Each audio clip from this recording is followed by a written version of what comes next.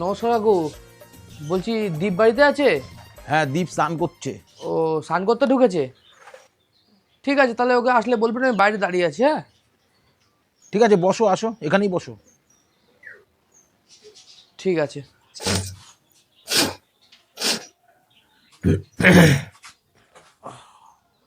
তা দেখতে দেখতে তোমাদেরও তো বয়স হয়ে গেল এখন। তা ইয়ার্কি ঠাট্টা মারছো তো সবাই মিলে? একটু মাঝে মাঝে হচ্ছে তো? না না কাকু, আমরা আর ওইসব করি, এই এখন মন্দিরে যাব, গিয়ে ও 54 বার জব করবে, আমি 54 বার জব করবো, ব্যাস এখানেই হয়ে যাবে 108 বার। সিম্পল আমাদের। তা গার্লফ্রেন্ড টার্লফ্রেন্ড তো ভালোই বানিয়ে নিয়েছো নাকি? আরে না না কাকু, মিথ্যা কথা বলবো না, তোমাদের বয়সে আমি তিনখানা মেয়ে নিয়ে ঘুরতাম। মেয়েদের থেকে তো আমরা 10 হাত দূরে থাকি। এই যে কি যেমন শালা 2026 জেনারেশন নাকি ভাই? মন্দিরে যদি গিয়ে মা দেখি বাবা কোনো মেয়ে আসছে, তাহলে সোজা মন্দির দিয়ে বেরিয়ে আমরা মসজিদে চলে যাবো। মেয়েদের ঝামেলায় আমরা যাই না, মেয়েদের থেকে আমরা ভাই অনেক দূরে সাহ, থাকি। ঠিক আছে, যাও যাও, কত ভদ্র ছেড়ে। বন্ধ করো, রাত্রির করে ঘরে আসো, কোনো ব্যাপার নেই, যাও।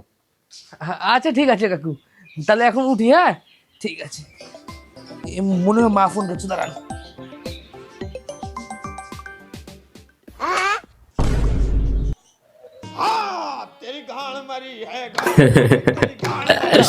গেছে ভাই, ভদ্র ছেড়ে সাজা গেছে।